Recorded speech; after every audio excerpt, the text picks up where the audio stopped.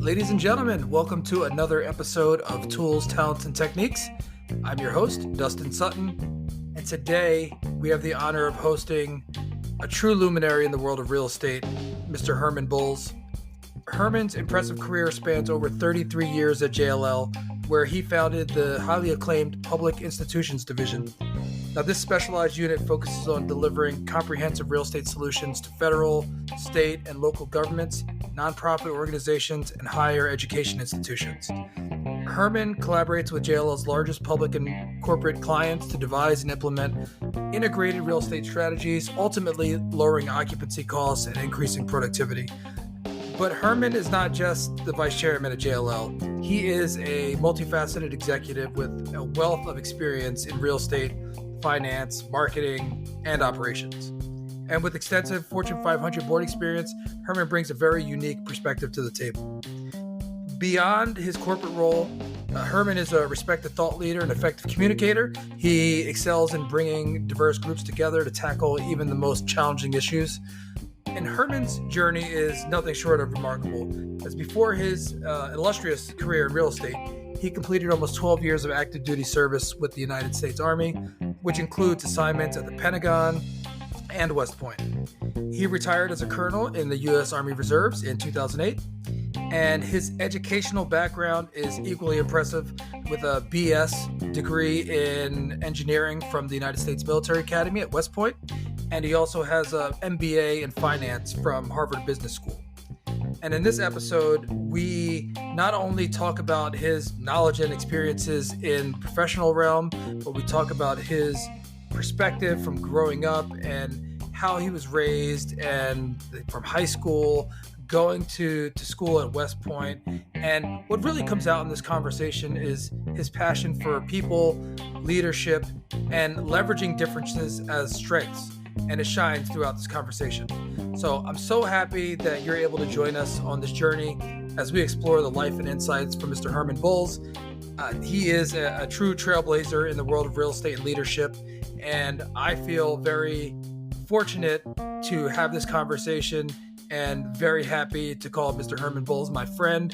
So here he is, without any further ado, Mr. Herman Bulls.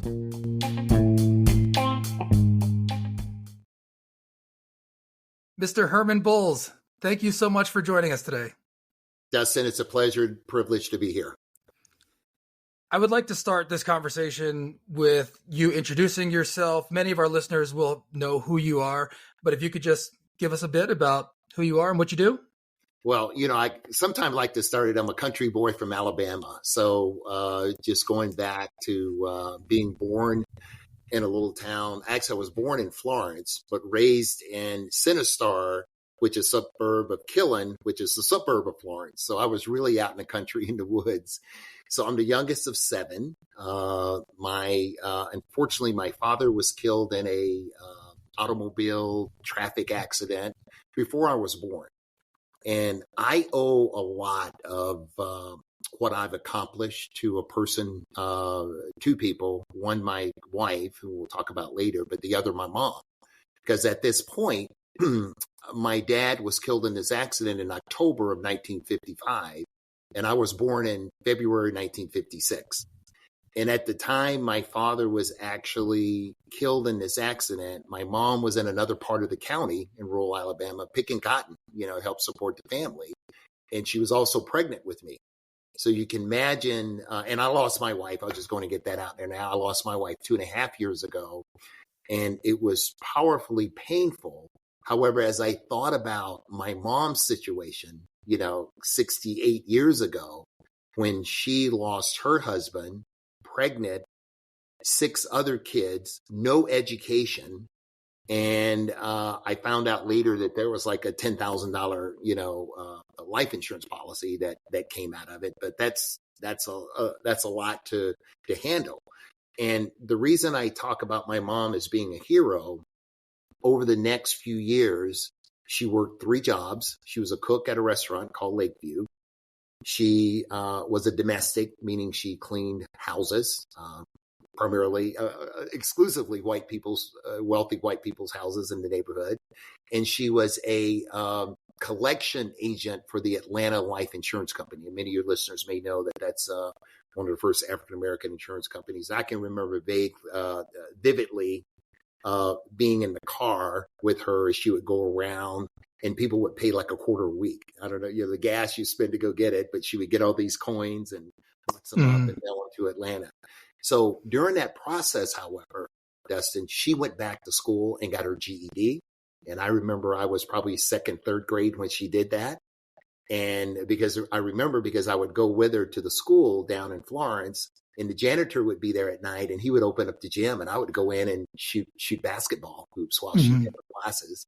And then after she finished the GED, she went to John C. Calhoun Community College, commuting round trip about 80 miles a day. She did that 3 days a week, by the way, while still working full time. Wow. And she became a licensed practical nurse, an LPN. And with that, we moved from the farm home that we lived in Center Star. We actually moved to Florence, Alabama, which is in Muscle Shoals area. A lot of people know it for the music. And there I was a lanky seventh grader, came in, was fortunate to make the basketball team, was a pretty good student. However, I will admit that we had a course, a session called deportment. And I would get C's and D's in deportment. And deportment was because I talked a lot Okay. from an academic perspective. And then I went on to the high school. Before you go on from that, when you were talking a lot, were you messing around, or were you just contributing?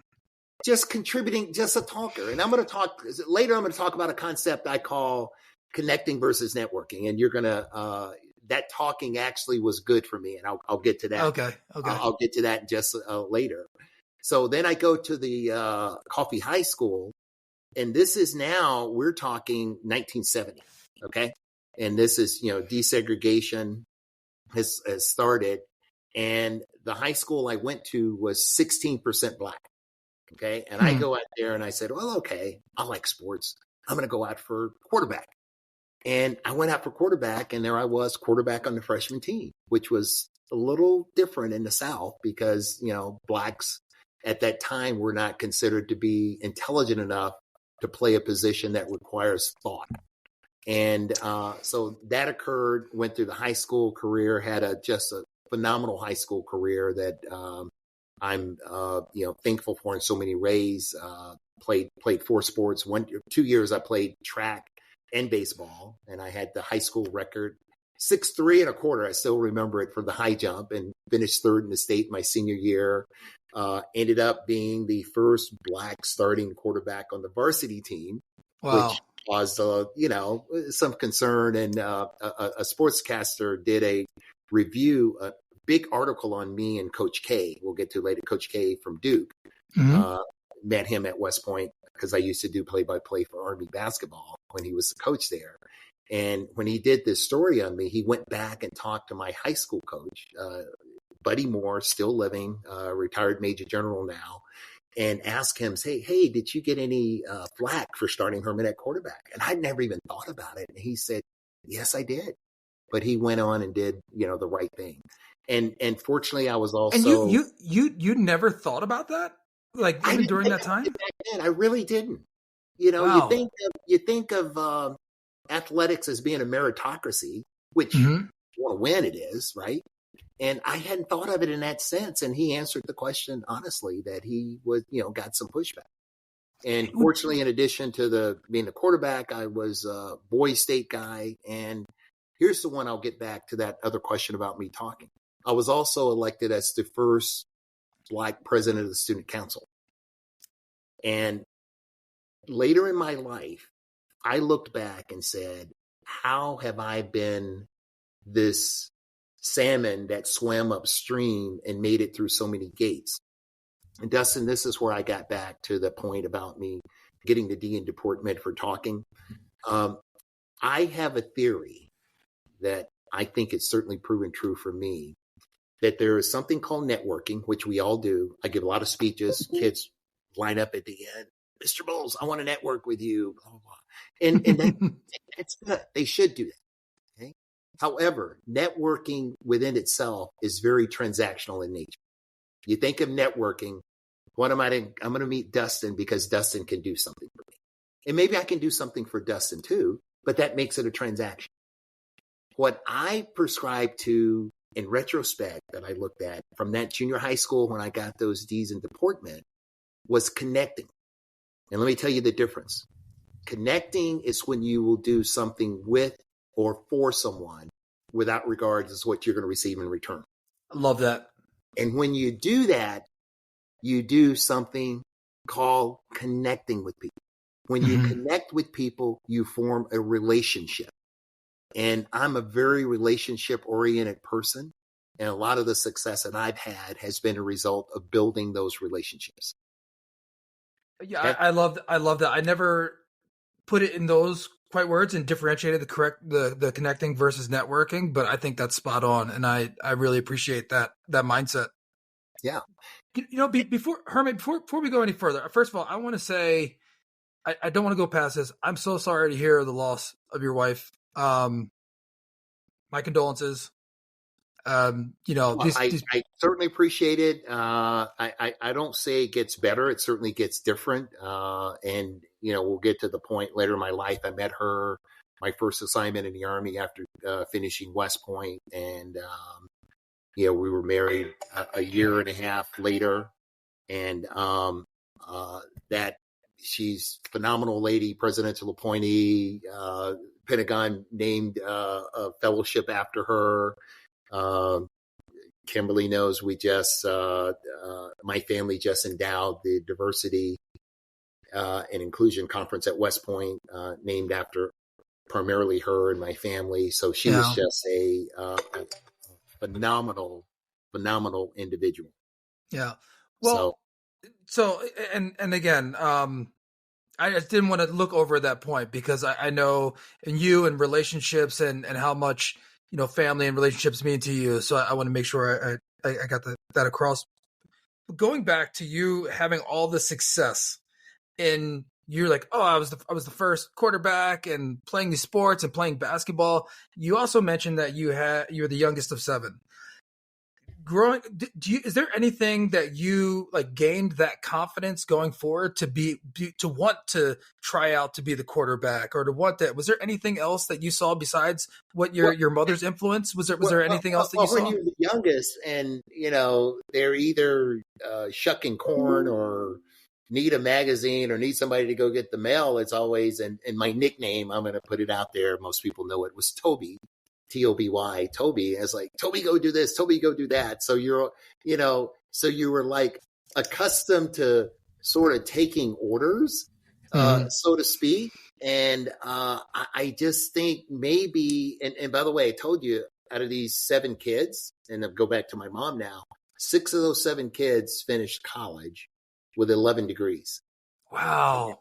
So the foundation of that from where we started is just phenomenal. So something was embedded in all of us. My sisters will sometimes tell me that I remind them of our father. Of course, I don't know anything about that, but there's no doubt that the perseverance that my mom demonstrated, that you don't realize it at the time because it's just what you do, but it's like, when high school came around, some kids deciding, what they're going to do. I mean, for me, there was no question. You're going to go to college, right? Mm-hmm. And unfortunately for me, with we spoke earlier before we start taping, and you talked about the fact that you had looked at the military academies and you just weren't certain at that point. Yeah. Well, as you were, I was a perfect candidate for the military academy. And because we're looking at three areas, I'm putting my West Point pitch in here now. We're looking for people that certainly from an academic perspective are up and coming. We're looking for people from a physical perspective that have the ability to endure the challenges that are physically there. And then rounding that out, we're looking for the leadership, right? Because we want people who gravitate toward leadership. Now, as leadership evolves, or is it something you're born with? Well, we take those people who have demonstrated the ability to be a leader, and we put them in situations, and particularly that plebe year, we strip all of those accolades, Hey, when I was in high school, I had a special parking place as president of the student council. I had a jacket on with all my chevrons on it. I mean, I made the morning announcements every morning. I had a radio show that went throughout the community. I mean, I was the man. And then I show up to West Point plebe year, and guess what? I'm not the man. And No, wow. what that is all about is showing that to be a great leader, you need to be a good follower. And to this day, even in my role at JLL as vice chairman, I tell everybody, including our clients, I was at Morgan Stanley on Monday meeting with them as a client. And what I told them is, look, yes, I'm vice chairman, but let's take this. And in reality, the pyramid is turned upside down because people who are here with you doing the work every day, they're the people who are important. And it's my job, believe it or not, to listen to them to see what do they need to help you get done what you need to be done. And I think that part of that, I guess I was born with, but West Point certainly did that. And even going to West Point, making that decision to go, I was a good athlete. I wasn't great, but I was very good. And I looked on it as a 17-year-old with everybody telling you how great you're going to be. Do you know what that does to you on a Thursday night, a Wednesday night, a Friday night? You lie in bed and you wonder because these expectations that somebody else can see the dream and see the vision. I'm just a little country boy. I didn't see it. I was just doing what I did.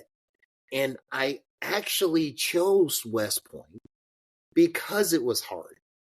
I made the decision, I'm going to do the hardest thing, and I'm going to see if I can get that done. A lot of my friends went to, Alabama, Auburn, and my next choice, all the academies recruited me, but my next choice was Vanderbilt. And with Vanderbilt, they cobbled together partial academic athletic scholarship. And by the way, one other thing that influenced me, and you're too young to remember me, but 1975 was the first year that for college scholarships, you used to sign and you would get a 4-year scholarship. And if you went out and played, got hurt, whatever, you got 4 years. But it was getting so expensive, they changed it. You got 1-year scholarships that were renewable every year. And from that as well, I said, well, you go to West Point, you got a 4-year scholarship, whether you play football or not. And of course, I played 2 years there. And then, partly my abilities ran out on me. And the other part, I concentrated on academics because I determined probably my sophomore year that I wanted to go to Harvard Business School. So I set another goal. Well, so when you were making that choice to go, and you said there was a couple of different places that you were looking, including Vanderbilt, was there somebody in that I will call the recruiting process that explained to you how hard it was going to be? Did somebody lay that out for you, and you were like, "Oh yeah, that's what I want"? One individual who, Homer Smith was the head football coach, and many of your listeners may know.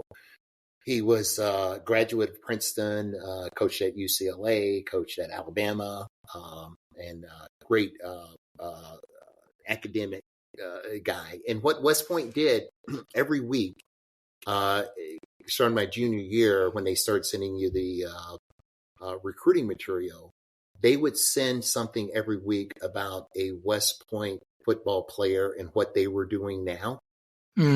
So you had Pete Dawkins, you had other CEOs, you had, generals, and it was like, so they painted a picture of kind of what could be. And the person that helped personally recruit me was a guy by the name of Gary Still. And many of listeners will know his daughter, who is Sage Still, the former ESPN correspondent. And Gary was the first Black letterman to play football at West Point. And was actually drafted, he graduated in 1968. He was actually drafted by the Detroit Lions, but he went on in the Army and spent a 20-plus year career at the Army. But he was back at the academy coaching, and he calls me Herm. He said, Herm, this is a good opportunity for you. And the combination of the fear I told you I had from, maybe disappointing others and more importantly myself, and wondering, what do I do? I didn't really realize, and I'm not certain I had that much talent, but whatever talent I had, I don't think I really realized it, because I told you, being the student council president, I wasn't one of these uppity student council presidents. Now, I'll tell you one of the challenges that was there to an extent, and it was particularly back in the 70s. Some of the black students would call me an Oreo. And you know what an Oreo is? Okay, the Yes, idea I do. that you're black on the outside, but you're really white on the inside because you talk to everybody, you know. And I'm certain there's some kids out there that have that challenge right now. And I cannot tell you that didn't impact me. However, I had the perseverance to say, you know what? I'm going to be kind, thoughtful, and connect. I didn't have that vernacular then, and connect with everyone. Because I can tell you, I could not have been student council president if I had gotten 100% of the black vote, which would have been 16%. Wow. I did the math. When you think about these moments, especially in high school, and then your experience in West Point, I want to go on to your decision about what your major was and how you determined the next steps in your path.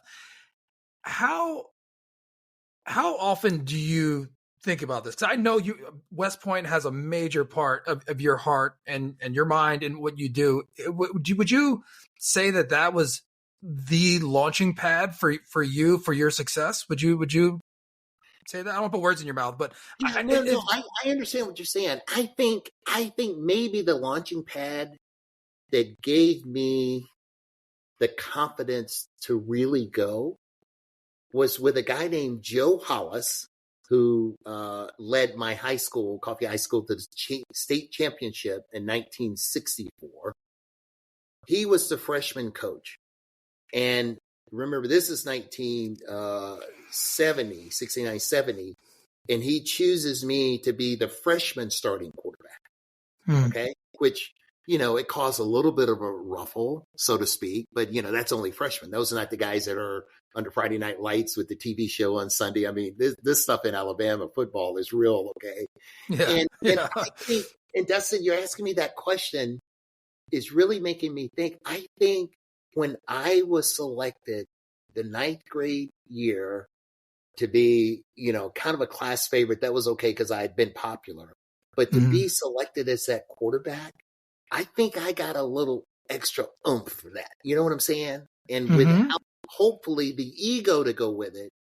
And I tell everybody, and particularly for black people, and more particularly for black men, there is a fine line between confidence and arrogance. And I tell people, you want to go up to that line, and here's your problem. That line changes depending on the circumstances that you're in. Because when you come off as arrogant, people are not going to want to see you succeed no matter what your talent is. But when you come off as confident and a concerning person, people want to help you succeed. So even though West Point, there's no doubt, has played a critical role, I think what gave me that spark was back in the 9th grade when, the depth chart was put out and Bulls, you're starting at quarterback.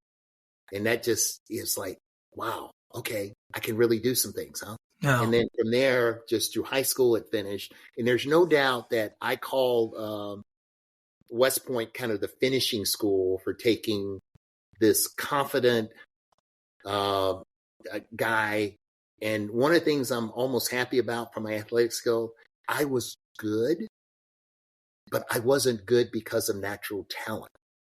I was good because I had to really, really, really try hard. And that part transferred, I think, into my professional career. A couple things that you touched on there.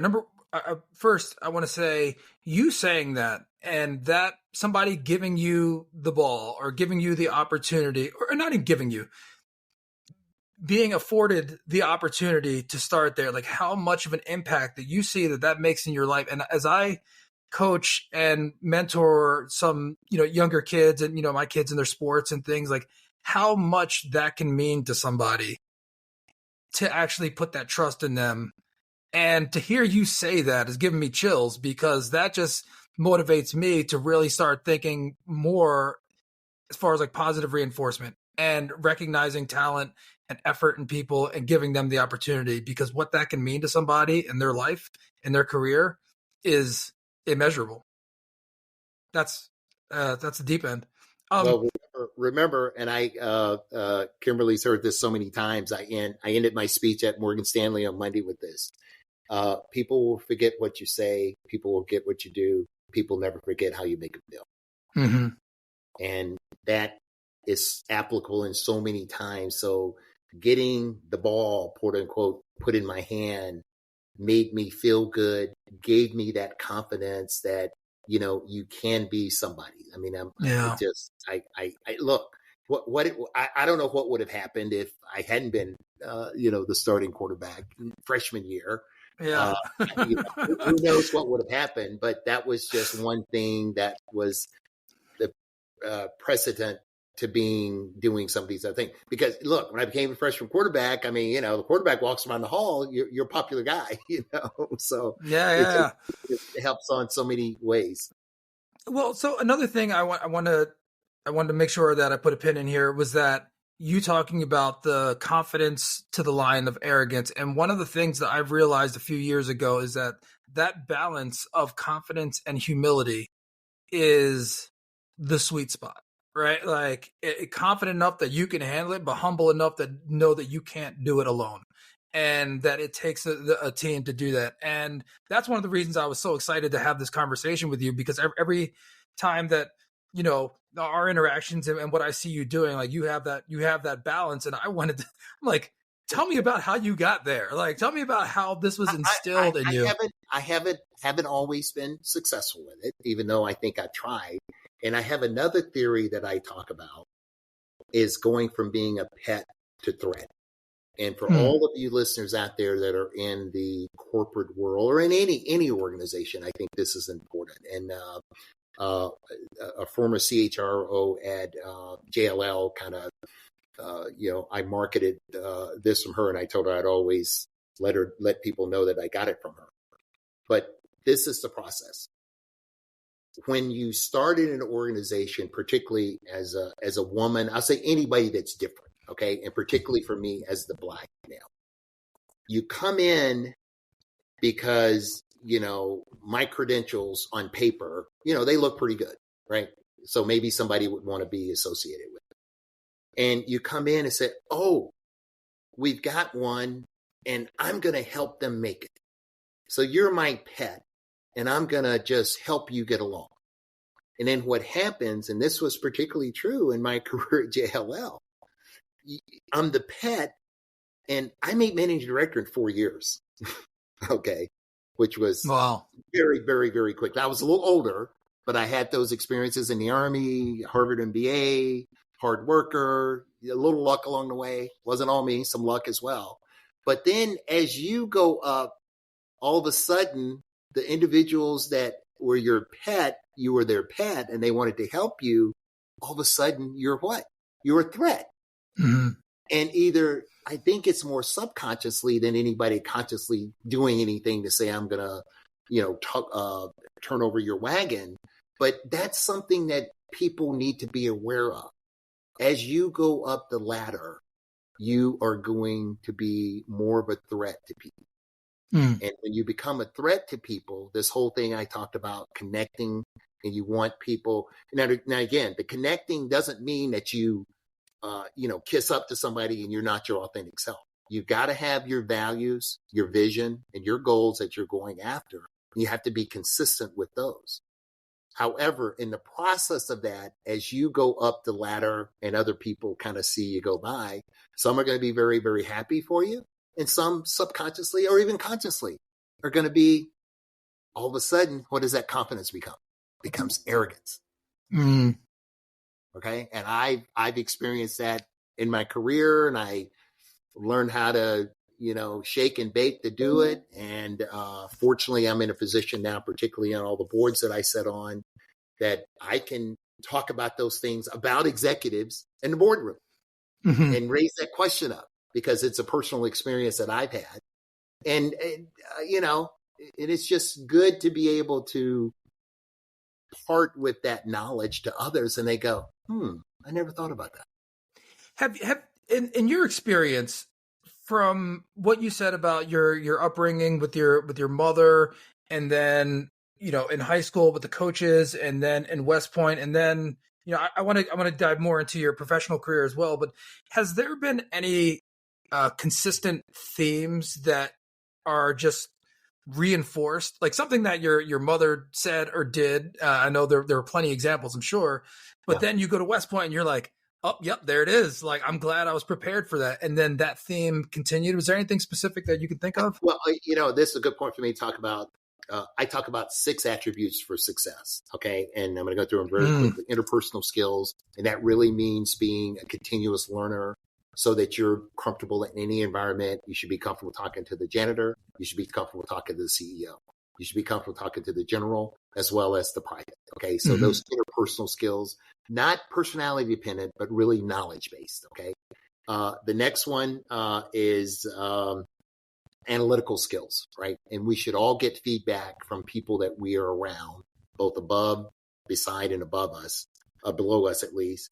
And that's that ability to be a good judge of and make good decisions. Analytics, quantitative as well as qualitative, which, by the way, the higher you get in an organization, being able to do a spreadsheet, it's important that you understand the outputs, but you're going to be doing more qualitative judgments. Sure. What about this person? Who should get this position? Which market should we go to? Should I go to Dallas first or San Francisco, and why? So those qualitative things. The next one is risk-taking or entrepreneurship. Okay, tell people all the time, you can go right down the middle and you can be in that 68%, and that's great. However, what color is your parachute? In order to be kind of more than just average, you got to take risks at times. And we don't take risks. I've jumped out of airplanes. You don't jump out of an airplane without a parachute, okay? So the issue is take risks that are can be mitigated and have your mitigating factor, but don't be afraid to take the risk. And I'll talk about some of the things I've done later. Then leadership. Leadership is just critical. And I define leadership as the ability to help a group to accomplish a common goal. So you got to articulate it. You got to put a vision for it. Then you got to motivate people to go and get it and work with you to get it. So that's critical. And I'm saving the one from my mom for last, but I normally end with passion because all of those things encompass passion. And when you've got passion, people are attracted to you. People are happy to be around, and you just bring a certain bit of light to the situation. And the one that you talked about and my mom is communication skills. Okay. And that comes in 3 forms, primarily when you speak. And all of us, and I tell you, you don't know how many times in my life I've spoken to people on the phone, then I go meet them.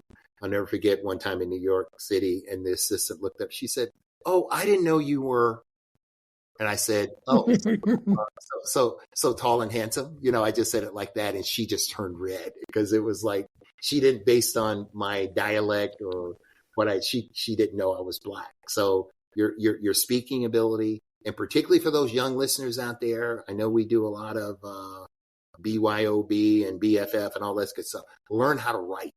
Okay, it's critical, and of course we've got APT now to do some of it for us, but writing. And this is the one, Dustin, from my mom. She said, you have 2 ears and 1 mouth. Think about using them in that proportion. Yeah. Use them accordingly. Yeah. And so these things, and you mentioned before about not having the vernacular for some of these things earlier on, but you feel like for the most part, these 6 you boiled down as things that have constant themes are the keys to success. Yes. The foundation of success. And having the willingness to listen. And even to this day, I know that I have blind spots. You have to be honest enough with yourself to know that there are things that you don't know that you don't know. There's always that possibility.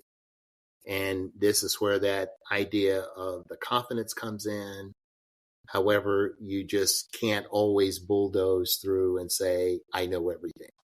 And that ability to listen, that ability, you asked me earlier about how I do so many things, that ability to delegate and trust people. But now that analytical skill comes through, who do I trust? Hmm. And why do I trust them?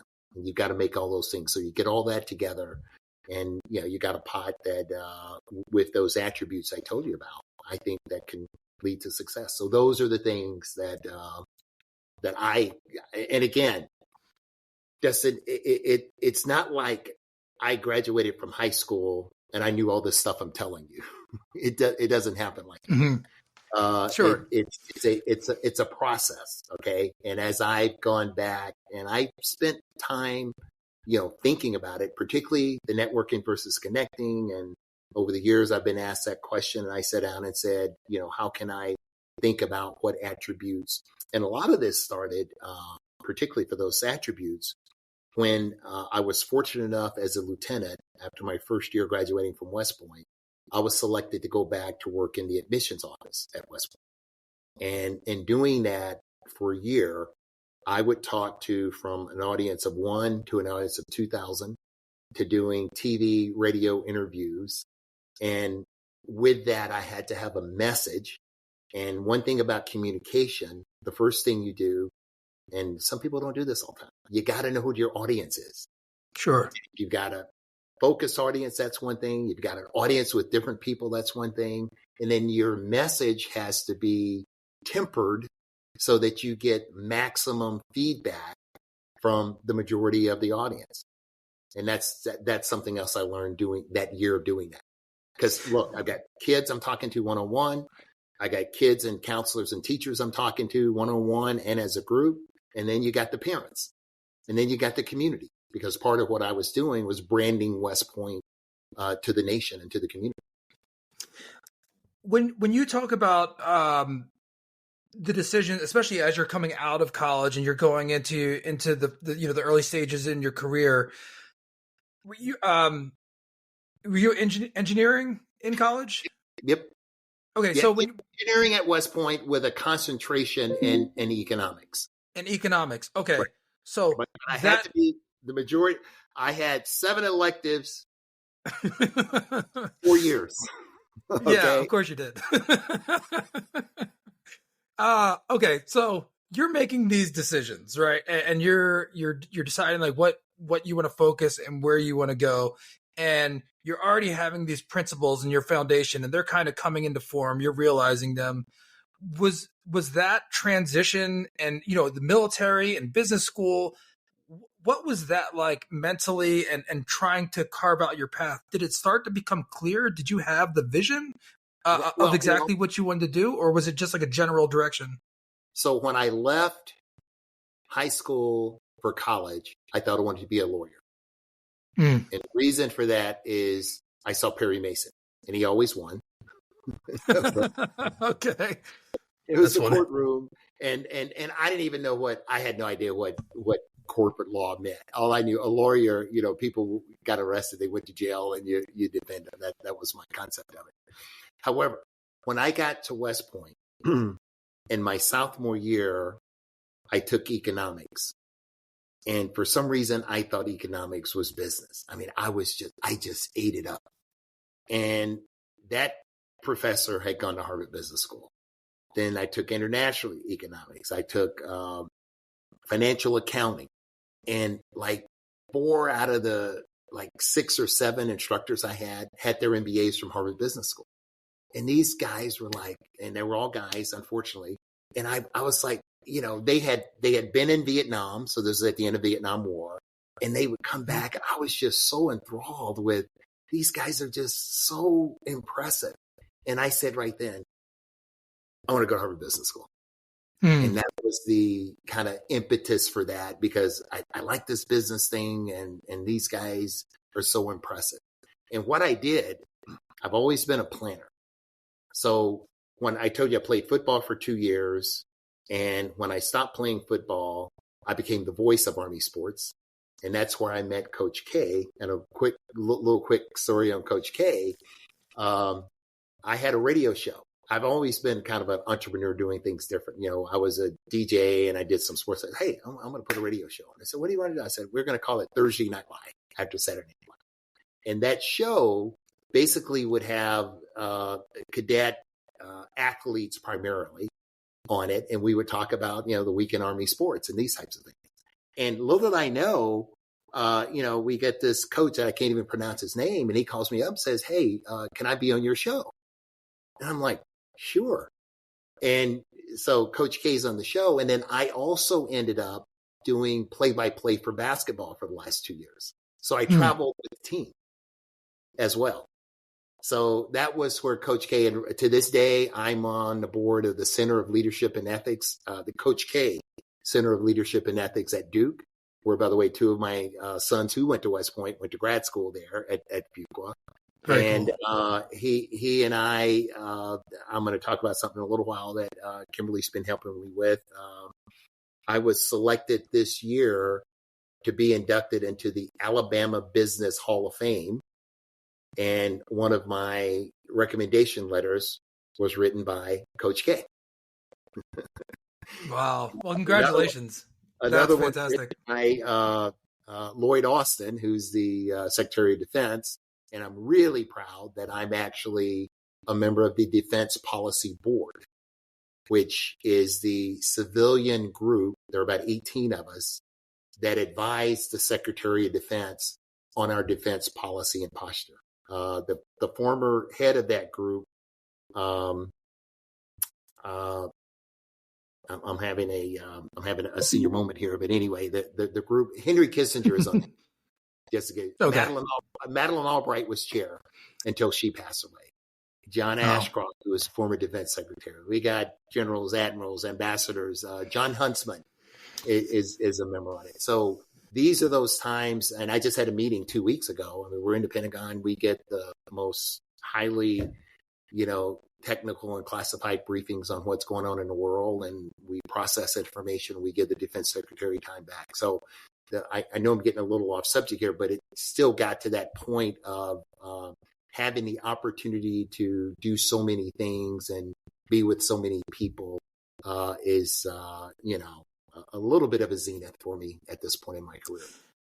Your decision-making process, because I'm sure you have a ton of opportunity, and I mean, we could talk about that now, but as you progressed in your life and your career, when you're presented with something, whether to be on a board or to, what the variety of things that you have available to you, what is generally your process for making decisions, big or small? The board one is really a good one because I get, I've served on 7 public boards, currently serve on 3, plus USAA, which is not public, but it's a Fortune 100 company. And so probably in the last 2 weeks, between private and public nonprofit boards, I've had two inquiries. Okay. And what I generally do, particularly for the board opportunities, the first thing I do is, does this organization, whether a private company or not-for-profit or whatever, represent what I see as a brand that I want to be associated with? Okay. Mm-hmm. The second thing is this something that I can really get jazzed and get behind? Can I get motivated to get behind this? Okay. Then the third thing, if those 2 gates are passed, who are the people that I'm going to be interacting with? Remember, I'm going to be consistent. I talked about continuous learning earlier. Mm-hmm. Yeah. Okay? We need to do that every day. And I'm looking to be a continuous learner every day. And then if that passes, then it really comes down to what are your meeting dates? Because boards kind of have dates that meet kind of the same day every year, every quarter. Mm-hmm. Then I had one board probably 3 weeks ago that I would have considered doing, but there were conflicts with other obligations I had for those board dates. Sure. So it comes down to, in summary, kind of the organization and its mission, the people that you're associated with, and can you continue to be a continuous learner with them, and then the good old thing called the schedule. Yeah. Well, and I feel like over the years, you must have a pretty good feel of what feels right. And you said, can I get jazzed about this? Is this something that I'm going to get energy from? And we talked about before, the passion, right? As one of your 6 fundamentals, and you're going to have passion for that. And the people are you working with do they have passion for it too? Or are those things going to align? Well, it's interesting you say that. So the board, I'm chairman of the board of a company called Fluence Energy. Mm-hmm. Fluence is a joint venture between AES, which is a Fortune 100 utility, and Siemens, which is the big German conglomerate. And they had asked me to consider being on their board when my wife was still living. My wife had cancer, so we knew it was unfortunately pancreatic cancer, which is very, very deadly. And I told them, I said, hey, I can't think about this now. I was her caregiver, and that's where my focus was going. And when my wife passed, they called one at a time. I said, yeah, okay, I'm interested. I'll talk to you.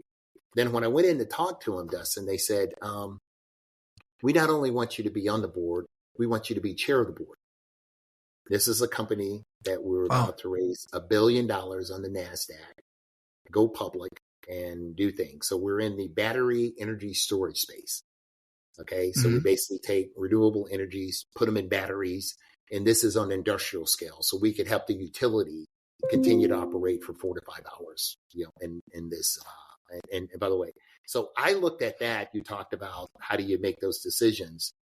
And I told him, I said, you want me to try? I don't know anything about energy. And the response was, we have people on the board that are experts in energy. And I think this is a lesson for everybody out there. We're interested in you for your leadership skills. Wow. Okay. To herd the cats, so to speak.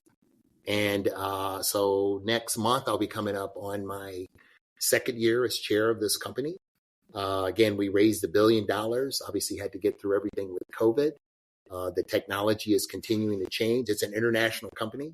I've got a board that's of international people.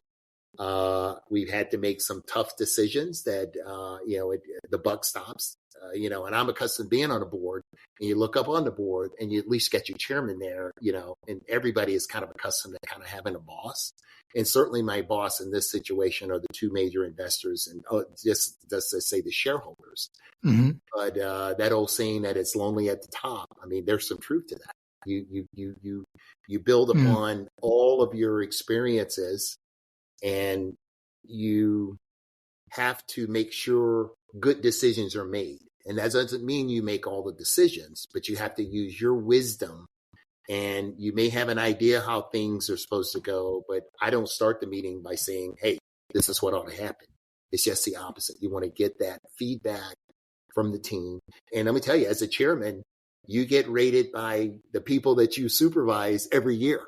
Okay, so that's another thing. And it's a good tempering process to say, how are you helping us achieve the mission, value, and goals that we put out? So, well, that's commendable and reassuring to hear you speak in the manner that about your responsibility. I think in many cases, it's not uncommon that, people see the disconnect between, what's happening on the ground and the people at the top.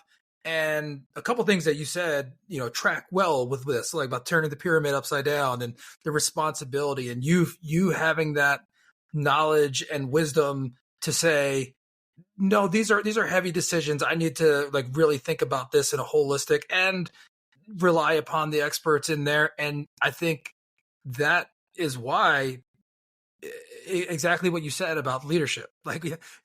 We have people that know about the energy. We have people that know about this, but you want people in a position of authority that are going to be thoughtful and take into account all those experiences to make those decisions.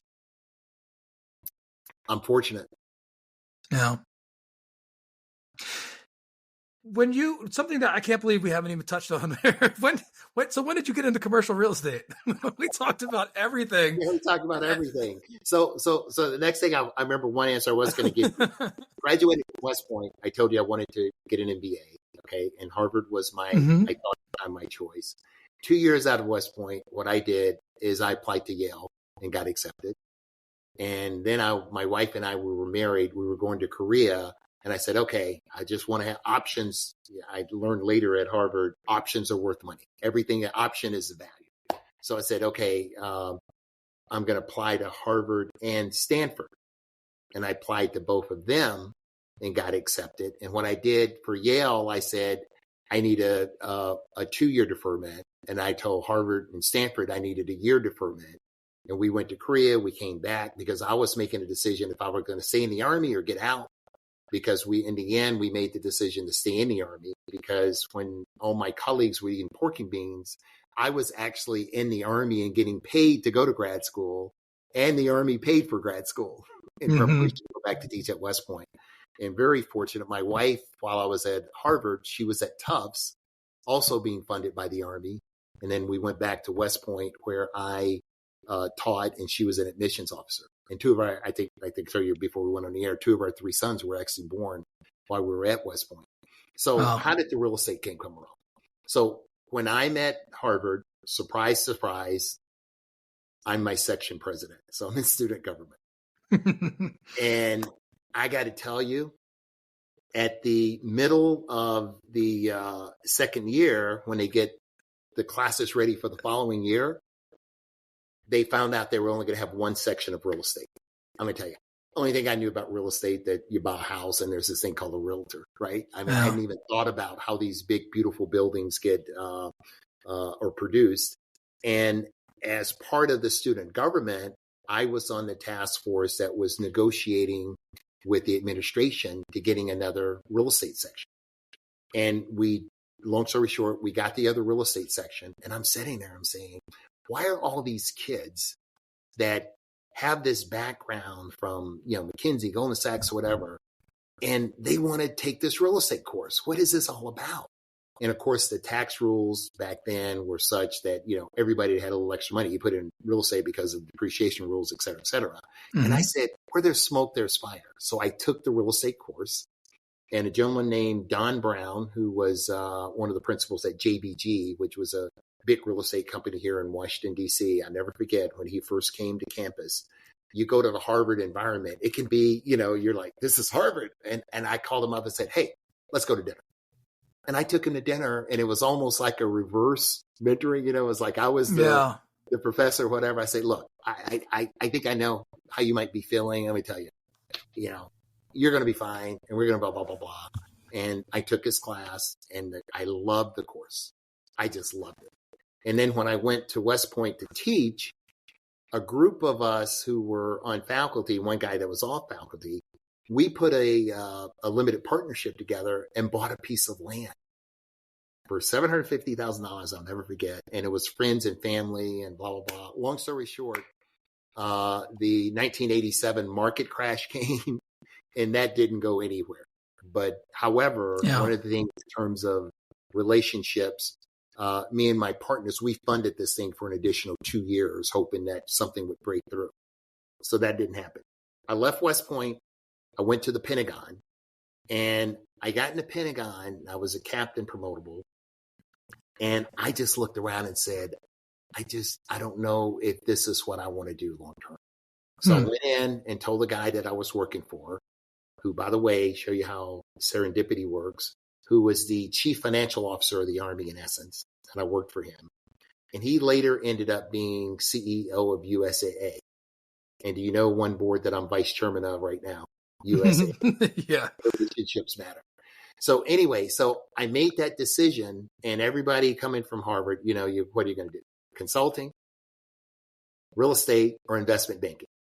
And I looked at all 3 of them. I'm living here in Washington, and investment banking, you got to go to New York because there's nothing here but government relations. And consulting, it came down between McKinsey and this little firm called LaSalle Partners. And I'll never forget going to my interview with Stuart Scott, who was our chairman at the time. And I diversity wasn't as big of a thing then, but I told him I'm in this wood panel office, and they're on 10 South LaSalle Street, and he's going through everything. And I said, I haven't spoken to anybody Black through my entire interview process. And Stuart's about 6'6". Well, that's why we're talking to you. That was his answer. Oh man. And long story short, there were 13 partners. Okay. And I was interviewing to be in the development group. And this is when we were a partnership. I interviewed with 11 partners. Okay. You can say, oh my gosh, you're the black kid and they want to make sure you're okay. That was probably true. But I took that lemon and I made lemonade because all of a sudden, we only had like 300 people in the firm. And this guy named Herman Bulls in Washington, D.C., 11 of the 13 partners had interviewed me. And I had a project that had some problems. I got through that. And, and then the halo effect, blah, blah, blah, blah, blah. And that's how I was able to make managing director in 4 years. So the real estate came from what ended up being a failed the course at Harvard, the failed investment, and then me deciding, by the way, the reason it came down to McKinsey and LaSalle, I said, McKinsey, I'm going to be traveling too much. I'll leave on Monday and leave. I'm global services on United, so real estate requires a lot of travel as well. Yeah. But it's been great. I wouldn't change a thing. Wow. And you know what? I feel like all the things that we talked about before, and that's why I love having these conversations where it tracks like the confidence that you had and then the obstacles that you come across. You have the tools to either get through them, get over them, or get around them. And everything that you said about communication skills, leadership, collaboration, all those things come in handy when you do have those challenges that you come across. That's fantastic. One of the things, I know we're running short on time here, so I want to make sure that we give you an opportunity to share anything else. But I wanted to say, part of why I really enjoy having this show is when I talk to people and get to hear the stories about all the little things and that give context, right? And the challenges that you have faced and the things that you've done and your radio show that you did at West Point and all of those things. It helps create a picture of who you are as a person and gives more context. Because sometimes, you see this beacon like on the hill and like, oh, you're this, I can't get there. And some of the listeners I know that are early in their career, I'm so thankful to be able to highlight you and the things that you've done to show people that, it's a journey. It's a journey, and you learn these skills, these tools. You use your talents and you find techniques to get where you want to go and can make a huge impact. So, I know you get plenty of awards and plenty of accolades, but I want to say thank you for agreeing to be on the show and share your story, because it does mean a lot to our listeners, but it means a lot to me as well. So thank you. Well, Dustin, I want to thank you and congratulate you for going out and doing this. And I'm going to tell you, I've been interviewed by quite a few people, and you've got some skill here. So you've got a great way of doing things. I want to thank you for what you're doing.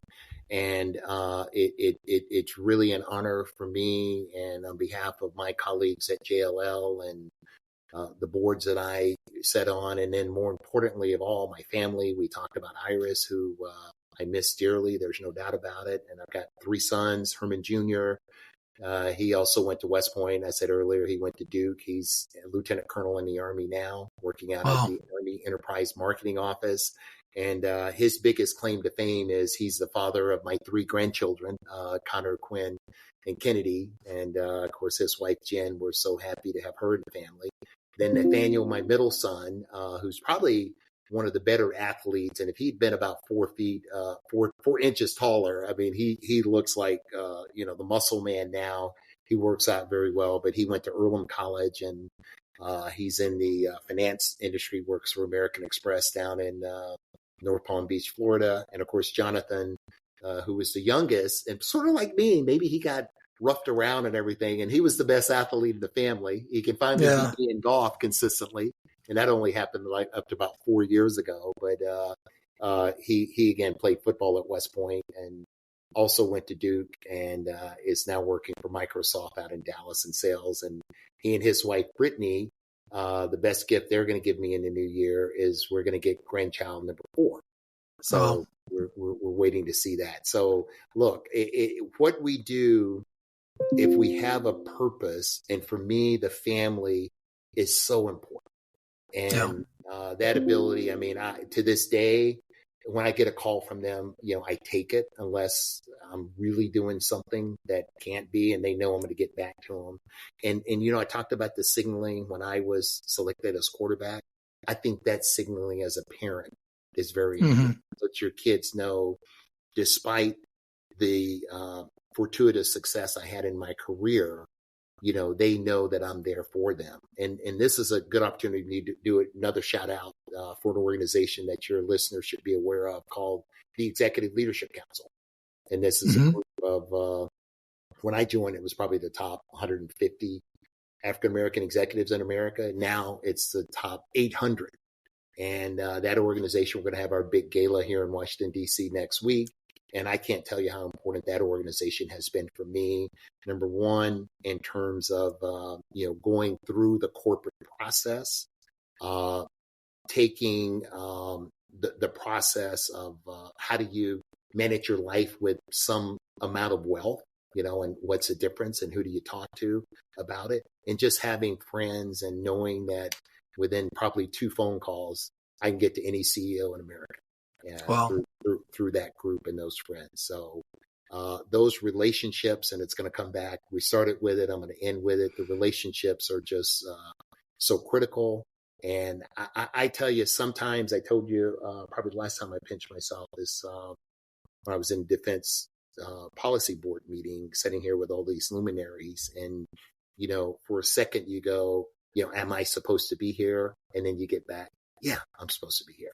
And then you make a contribution that is appropriate. So I want your listeners to know that there is no secret bullet to it, and they should not feel that they can't go out and do these things.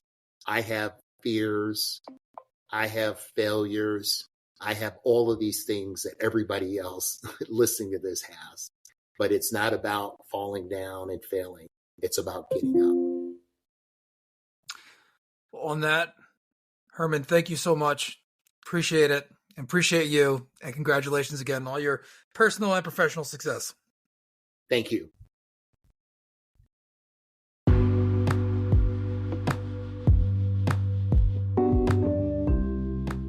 Thank you so much for tuning into this episode of Tools, Talents, and Techniques. We hope you enjoyed this conversation. And if you did find value in the episode, please consider subscribing to the podcast on your favorite platform. Also, leave a review and share with your network.